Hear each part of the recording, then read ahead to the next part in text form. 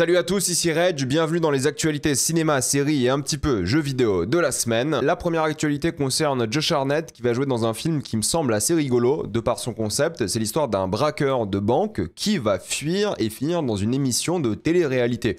Ça peut être complètement ridicule comme très drôle, mais ça reste un thriller d'action apparemment. J'aimerais bien voir ce que ça donne, j'ai hâte de voir les premières bandes annonces. Le jeu vidéo Finding Frankie que je ne connais pas du tout, pour le coup apparemment c'est un mélange entre Squid Game et FNAF, mais je ne connais pas du tout ce jeu, va avoir une adaptation au cinéma, voilà. Vous savez, hein, c'est un peu la ruée vers l'or des adaptations jeux vidéo au cinéma, et c'est le cas pour cette œuvre, mais je ne connais pas du tout, peut-être en commentaire vous pouvez me dire ce que c'est. Taylor Sheridan, que vous connaissez pour plein d'œuvres évidemment, l'univers Yellowstone, mais il a fait plein de films aussi, va signer un deal d'1 milliard avec Universal. Ça fait des années qu'il est chez la Paramount, et jusqu'en 2028 il restera chez la Paramount. Il a un succès fou avec ses spin-offs de Yellowstone, Landman, bref, tout ce qui touche ce mec, c'est de l'or. Il plaît à beaucoup de monde de manière générale aux États-Unis. Il cartonne un peu moins dans le reste du monde, mais aux États-Unis, c'est un énorme nom. Et il cartonne, mais vraiment avec tous ses projets, c'est ça qui est fou. Donc là, il finit avec la Paramount en 2028, et son projet de 1 milliard avec Universal, c'est pour produire des films, des séries. C'est pas lui qui va toucher 1 milliard dans sa poche, hein, mais c'est lui et ses projets qui vont être financés à hauteur d'1 milliard pour l'instant minimum. Et oui, c'est comme ça qu'on se bat avec les entreprises, les créateurs, parce qu'ils ont un nom comme ça et tout le monde le veut. C'est celui qui propose le meilleur deal. Ça s'est passé avec Nolan, par exemple, avec la Warner et Universal. Maintenant, Universal ont et Nolan et Taylor Sheridan, donc c'est assez impressionnant. Wildwood a montré sa première bande-annonce. Wildwood, c'est une œuvre de Laika Studio. Vous savez, c'est ceux qui ont fait Coraline, Kubo et l'armure magique et tout. Et là, ils font un nouveau projet en stop motion. Ils ont sorti une sorte de mini bande-annonce making-of de 3 minutes où ils montrent comment ils ont fait littéralement le projet Wildwood. Ça reste de la stop motion. Et c'est cool de voir ça, des gens qui font la stop motion à un très haut niveau et en même temps voir l'IA qui de l'autre côté est très peu respectée par certains réalisateurs. On va en parler dans quelques secondes, mais j'aime bien la bande-annonce. Ça a l'air génial comme projet. Visuellement, ça a l'air top. Et la stop motion, moi j'adore ça. Et c'est les maîtres de la stop motion chez Laika. Donc j'ai très hâte de voir ce projet qui a l'air magnifique. Il sort l'année prochaine. Et si on parle d'IA, c'est Guillermo del Toro qui a confirmé qu'il préférait mourir plutôt qu'utiliser de l'IA générative. Et je respecte énormément ça. J'ai hâte de voir Frankenstein, que je vois cette semaine au cinéma, donc je suis hyper content de le voir en salle déjà. Mais je respecte des auteurs qui disent fuck l'IA, je préfère mourir que l'utiliser. Il a aussi parlé de ses prochains projets. Il veut faire un fantôme de l'opéra, mais pas tout de suite. Il a 2-3 projets à faire avant, mais dans l'idée, il aimerait bien. Et je pense que Guillermo del Toro, Fantôme de l'Opéra, ça serait un mélange absolument fabuleux. Mais on en parlera de Frankenstein évidemment la semaine prochaine, même si je le vois cette semaine. Je vais prendre le temps d'écrire la critique et le sortir quand tout le monde l'aura vu sur Netflix, sûrement jeudi ou vendredi prochain. On a par contre Paul Schrader, que vous connaissez évidemment parce qu'il a écrit Taxi Driver. Il a sorti la trilogie de la Rédemption récemment, First Reformed, Master Garden. Bref, c'est un nom colossal aussi à Hollywood, et lui a dit qu'il vient de finir, ou il est en train de finir en tout cas, son premier scénario à l'aide de l'IA. Paul, c'est un mec très particulier parce qu'il est à la fois hyper conservateur sur certains sujets, mais hyper woke sur d'autres, et en même temps sur l'IA, il dit que ça lui va. L'IA générative pour lui c'est mortel, et là il va finir son premier scénario IA. Moi personnellement ça me déçoit. Après, encore une fois, comment on peut dire à un artiste qui fait littéralement son scénario d'arrêter d'utiliser des outils IA, que ce soit l'IA générative ou pas. Là, c'est lui qui fait le scénario quand même. Est-ce que l'IA, c'est vraiment grave? S'il a utilisé l'IA pour s'aider à écrire le scénario, moi, ça me dérange pas en soi. Mais s'il a utilisé l'IA pour écrire le scénario, là, je trouve ça un peu nul. Surtout un mec comme ça qui a écrit des dizaines de scénarios, réalisé des dizaines de films. Le mec, c'est un nom, quoi. Et là, il va utiliser l'IA. Moi, je trouve ça hyper décevant, mais on verra quand son film sortira. De toute façon, il veut faire des films avec Kevin Spacey aussi, et ça, c'est ridicule. Rian Johnson a dit que son prochain film, après donc la fin de la trilogie Wake Up, Knives Out et tout ça, ça sera donc un thriller parano type années 70, qui est assez rigolo parce que récemment on a perdu Robert Redford qui était un peu l'image de ces films américains parano années 70, donc je suis très content parce que j'aime beaucoup Rian Johnson et j'ai hâte de voir ce qu'il va faire par la suite. Johnny Depp va jouer Scrooge, vous savez, hein, le personnage hyper connu qui a été fait en animation, en live action plein de fois, et ça sera réalisé par Ty West, que moi j'aime bien en tant que réalisateur, mais c'est marrant parce que là il y a deux projets Scrooge. Il y a le projet donc de Ty West, mais Robert Eggers aussi, normalement après son projet Werewolf, qui est en plein tournage actuellement, devait faire un projet Scrooge de Noël, à voir ce que ça va donner, mais je sais pas quoi en penser. Déjà, Scrooge, c'est pas une histoire que moi j'adore. pour le coup, mais là, 2 projets Scrooge en même temps, un avec Johnny Depp, un avec Willem Dafoe. Je suis plus intéressé par le Robert Eggers parce que je pense que c'est plus dans l'ambiance de Scrooge, mais Ty West avec Johnny Depp, je pense que ça peut être pas mal aussi, donc à voir ce que ça va donner. John Carpenter déteste The Substance, il n'a pas vraiment donné d'argument ou expliqué pourquoi, mais il déteste l'œuvre, et je pense que ça va être très difficile de faire un film. T'es Coralie Farja, tu fais The Substance et t'as le maître de l'horreur, le Big John, qui te dit que ton film est nul sans argumenter, mais d'un certain point de vue, je pense que c'est bien d'avoir des haters du cinéma comme John Carpenter qui va critiquer, mais tout le monde. Il critique Aronofsky, rappelez-vous, il avait critiqué son pote Cronenberg, il critique absolument tout le monde. À l'époque, quand il faisait Halloween, il critiquait littéralement Spielberg, il critiquait Scorsese, c'est un hater professionnel. Et moi, je pense qu'il ne faut pas le prendre trop au sérieux, je pense que c'est voilà, un mec qui dit ce qu'il veut, faut pas le prendre de manière personnelle. Moi, je fais un film comme de substance, de body horror comme ça, et le maître aussi de l'horreur, et même du body horror un petit peu quand même, Carpenter, me dit que c'est de la merde, je le vis un peu mal, c'est vrai. Mais en même temps, il faut des haters comme ça. Tu vois, Scorsese, il serait hyper positif sur des films. Carpenter, il serait hyper négatif. Bon, faut pas le prendre trop personnellement, mais ça m'a fait un peu rire à quel point il déteste de substance, que moi j'ai beaucoup défendu, que j'aime beaucoup. Mais voilà, je peux comprendre son point de vue aussi. Mais il a pas argumenté. C'est ça qui est dommage. Mais je me demande aussi quelle réaction t'as quand t'es genre Coralie Farja et t'entends quelqu'un dire ça. Est-ce que tu le prends mal? Est-ce que t'es déçu? Est-ce que ça te fait rire? Je pense que ça doit te faire rire quand même. Parce que voilà, c'est que Carpenter a vu ton film. C'est déjà un truc de ouf en réalité. Ensuite, on a la Résurrection du Christ 2 qui va avoir un budget colossal de 200 millions, visiblement, c'est le budget pour l'instant approximatif, et ça sera pour les 2 films normalement aussi, à voir ce qui va se passer. Vous savez, hein, l'acteur a changé, je l'ai expliqué il y a quelques semaines, mais en plus de ça, il faut savoir que ça sera en anglais. Et ça, c'est un peu décevant parce que le premier film était en araméen, donc c'était vraiment génial en termes d'immersion, de l'époque et tout, Mel Gibson, il a souvent fait ça, là, ce sera en anglais. Pour des raisons financières, Mel Gibson l'avait expliqué à l'époque parce qu'il devait choisir entre araméen et anglais. Alors déjà l'araméen, il n'y a plus beaucoup de gens qui le parlent de manière générale. Je crois qu'il y a 400 000 personnes qui parlent araméen d'après Mel Gibson.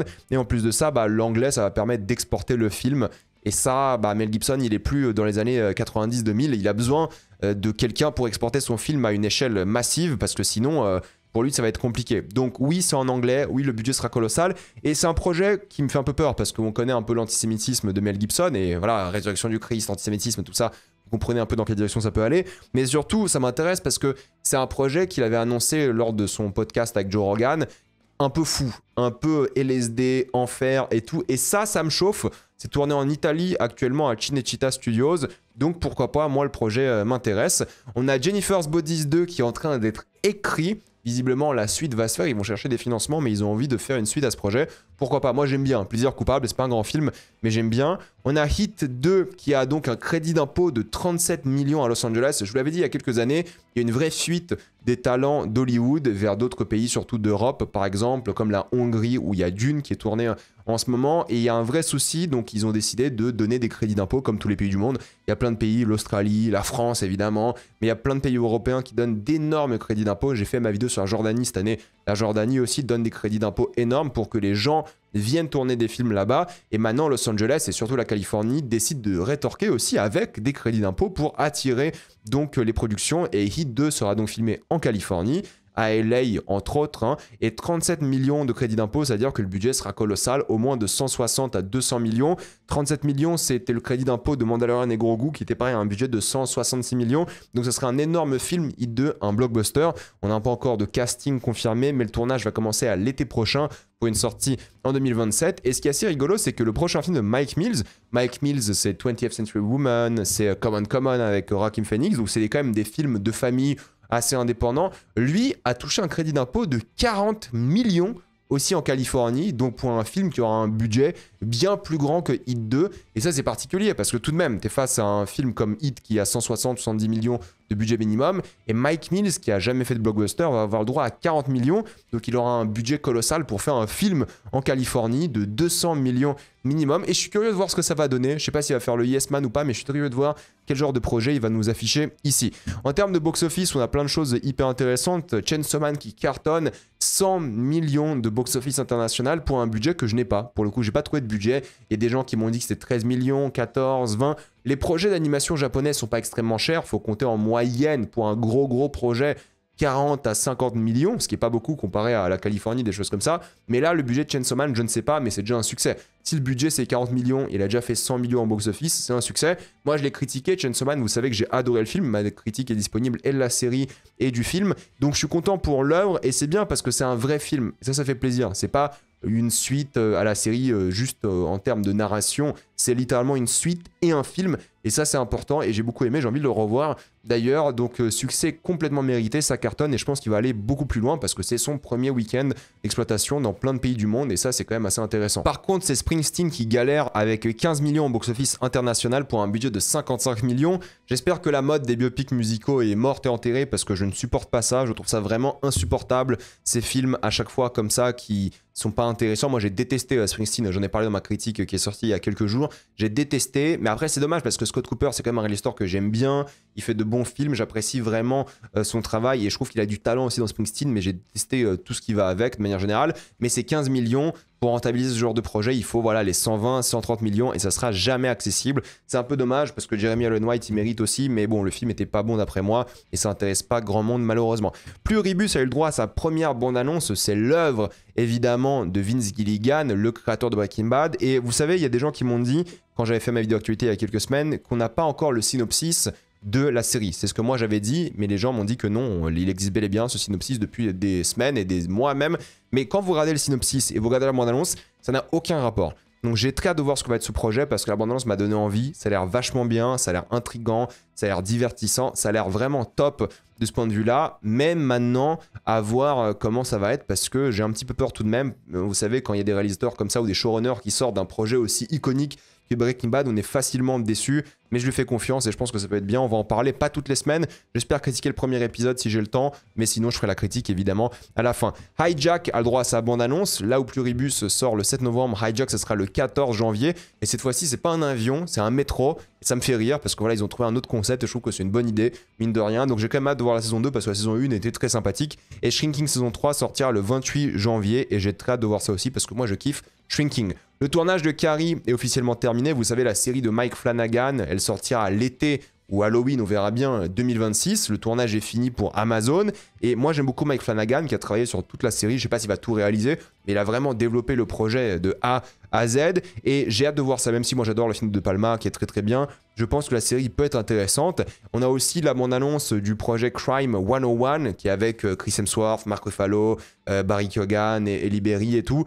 Ça a l'air ok, ça fait très générique, on dirait vraiment un film de streaming plus qu'un film de cinéma, mais il sortira en salle, en tout cas aux États-Unis, à voir en France. Carrie m'intéresse beaucoup plus que ce projet-là, qui fait juste, oui, film de police, braquage, plus ou moins ok, quoi. On verra bien ce que ça donne. Mais l'une des grosses actualités, c'est Jeff Bezos qui insiste pour que Sydney Sweeney soit la James Bond girl du prochain film. Et vous savez, c'est Amazon qui décide de James Bond. Alors oui, c'est Steven Knight de Peaky Blinders, par exemple, qui va écrire le prochain projet. Oui, c'est Denis Villeneuve qui va le réaliser. Mais c'est quand même Amazon maintenant qui a le contrôle créatif de la licence. Et Denis Villeneuve a décidé de réaliser en sachant qu'il n'aura pas son mot à dire sur plein de choses. Et le fait que Sydney Sweeney soit proche de Jeff Bezos, qu'ils se sont rencontrés, qu'elle était à son mariage et tout, et que Jeff Bezos, qui possède Amazon, veuille intervenir comme ça pour mettre, j'imagine, ses potes ou autres dans des projets comme ça, moi ça me dégoûte un petit peu. Jeff Bezos quand il sauve The Expanse, moi je trouve ça cool, c'est stylé, il va sauver des séries et tout, c'est cool. Mais là, une franchise comme James Bond en fait une sorte de bataille d'ego, là où Barbara Broccoli, pour le coup, qu'on l'aime ou pas, elle pensait vraiment à la licence avant tout, je trouve, et non pas juste à son ego. Là, on est face à un Jeff Bezos qui veut mettre Sydney Sweeney parce qu'elle est bankable. Ils veulent un jeune James Bond qui sera forcément bankable. Alors que James Bond, pas besoin d'être bankable. James Bond, c'est déjà bankable de base. Tu mets n'importe quel mec en James Bond, ça va faire au moins 600 millions en box-office parce que c'est James Bond qui attire, c'est la licence. Là, mettre Sydney Sweeney, mettre tous ces gens-là, je trouve que juste parce que c'est Jeff Bezos, moi ça me fait un peu chier. J'espère qu'il y aura un peu de résistance de la part de Denis Villeneuve, de Steven Knight et tout, parce que sinon ça va être un peu chiant. Mais bon, voilà, j'espère juste qu'il va pas gâcher la franchise, même si moi je pense qu'il va déjà la gâcher. Ils vont faire plein de spin-offs, plein de séries, plein de films. Ça va être un enfer. Et je m'attends que dès la sortie de James Bond pour 2028, en théorie, on ait un James Bond tous les 2 ans. Moi je le vois comme ça, alors que la rareté, c'est ce qui faisait quelque chose de qualitatif chez James Bond, et on aura des spin-offs entre les deux et tout. Ça va être insupportable, et croyez-moi, je le répète, hein, la franchise James Bond, dans 10 ans, on en parlera comme Star Wars il y a 5-6 ans. Ça sera la fin et ça va être hyper décevant, mais c'est comme ça, c'est la triste vie. J'espère juste que ça sera pas exactement le cas et que Jeff Bezos, lui personnellement, va pas gâcher l'œuvre. Sur Netflix, c'est Crash Bandicoot qui aura le droit à une série en animation. Netflix, quand ils font des adaptations, séries de jeux vidéo, ils sont vraiment bien sur ton animation, donc pourquoi pas pour les fans de Crash Bandicoot. Si on parle d'animation, c'est Mitchell et les machines qui auront le droit à une suite, c'est officiel. Le premier était bien, vraiment divertissant, très sympathique, donc je suis content qu'il y ait une suite, je pense que c'est mérité. On a eu la bande-annonce de Last Samurai Standing, c'est une sorte de Squid Game Battle Royale avec des samouraïs au 19e siècle. Au début, je me suis dit, ouais, le concept, il force avec le truc Squid Game et tout, ça me saoule. Mais la bande-annonce, waouh, les visuels, l'imagerie, les effets, la mise en scène, ça a l'air complètement dingue. Je vais clairement regarder ça, ça sort le 13 novembre. On en parlera évidemment, j'en ferai une critique parce que ça a l'air vraiment très très bien. On a aussi une actualité concernant Something is Killing the Children. Donc c'est une série qui est développée par les créateurs de Dark, que moi j'aime tant, vous savez que j'adore Dark, et c'est une série live action Netflix. On n'a pas eu de nouvelles depuis un moment, mais la série est encore en vie. Ils l'ont reprécisé en août. Cependant, côté Blumhouse, vous savez, ceux qui font plein de films d'horreur, c'est un projet qui a été racheté aussi pour en faire des films et des séries d'animation. Donc je sais pas comment ils vont faire à la fois des films d'animation et des séries d'animation chez Blumhouse, et en même temps une série live action chez Netflix. Moi je fais confiance aux créateurs de Dark, qui ont besoin d'un succès, parce qu'après le flop de 1899, qui était vraiment bien, je dirais, même Netflix l'a pas laissé exister, ils ont besoin d'un vrai succès, et j'ai hâte de voir ce qu'ils vont faire par la suite. C'est Miley Cyrus qui va faire la chanson finale d'Avatar 3. Bon, on a écouté un peu la chanson tous en ligne, j'imagine. C'est ok, mais le truc c'est que Avatar n'a jamais eu de bonnes chansons. Alors la première était pas mal, la deuxième c'était The Weeknd, ok. Et James Cameron il a très bien dit, je m'en fous de la chanson.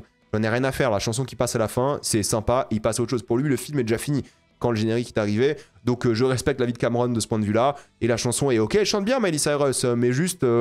voilà, c'est bankable, c'est marketing en fait. Ils mettent une chanson parce que James Cameron il s'en fout, c'est un truc à la fin. Il est pas en lutte avec Disney contre ça, il s'en bat la race, voilà, c'est ça. Mais bon, c'est pas un drame parce que je trouve que la chanson est ok. Grosse actualité concernant Disney et Star Wars, je vous l'avais dit la semaine dernière, mais en gros, Star Wars ont refusé 2 projets. Le projet de Soderbergh qui a été visiblement, alors ça c'est hyper intéressant, mais en gros on a appris qu'il a été écrit intégralement. Le scénario était écrit The Hunt for Ben Solo, donc la suite à Star Wars 9 concernant Ben Solo. C'était d'ailleurs Scott Z. Burns qui a écrit le scénario et il a été payé 3 millions pour l'écrire. Donc le scénario a été validé, il voulait commencer le tournage et le mec a été payé pour le projet. Déjà, le scénario validé par Lucasfilm, sauf que c'est Bob Iger et Alan Bergman. Bob Iger c'est le PDG et puis évidemment les gens autour de lui chez Disney en haut de la pyramide qui refusent. Pourquoi? Parce qu'ils ne comprenaient pas comment Ben Solo était en vie. C'est ça la raison officielle qui a été donnée.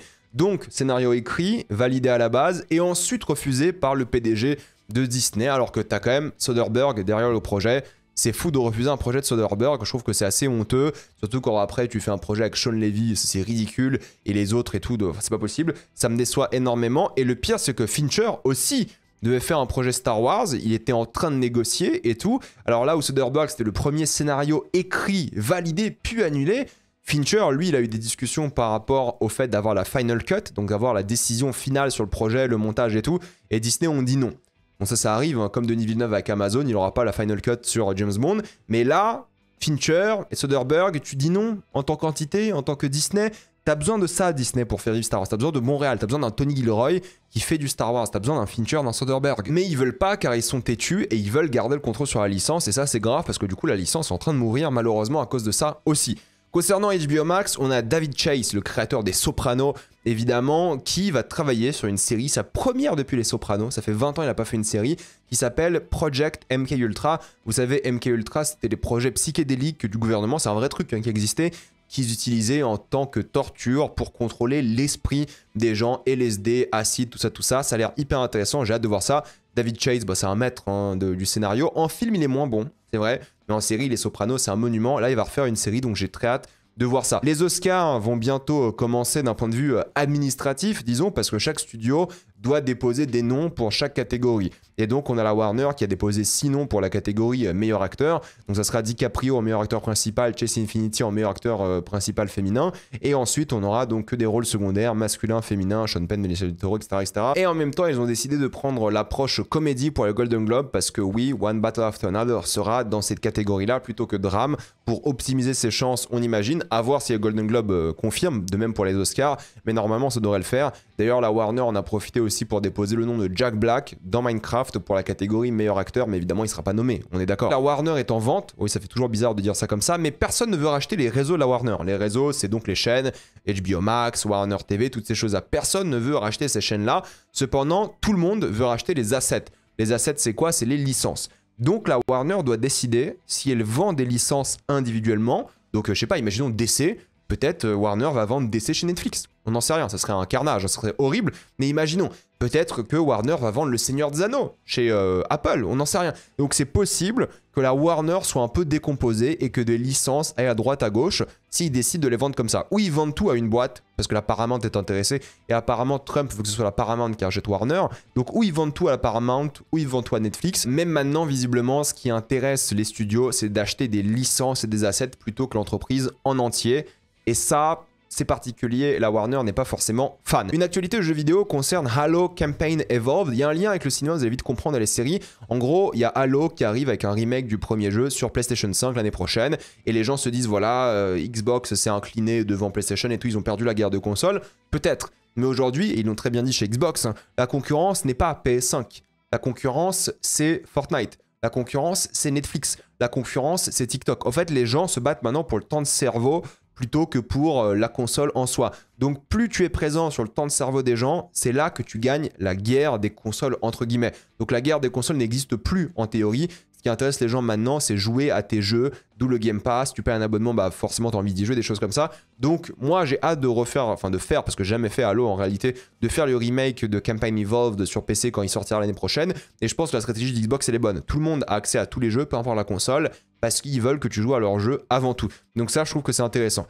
Les sorties de la semaine, on a Bahubali. Alors j'ai pas du tout vu ce projet là, mais il y a des séances exceptionnelles partout en France pour regarder le projet de 3h45 parce que c'est 2 films à la base, mais là ils ont été coupés au montage pour faire qu'un seul film.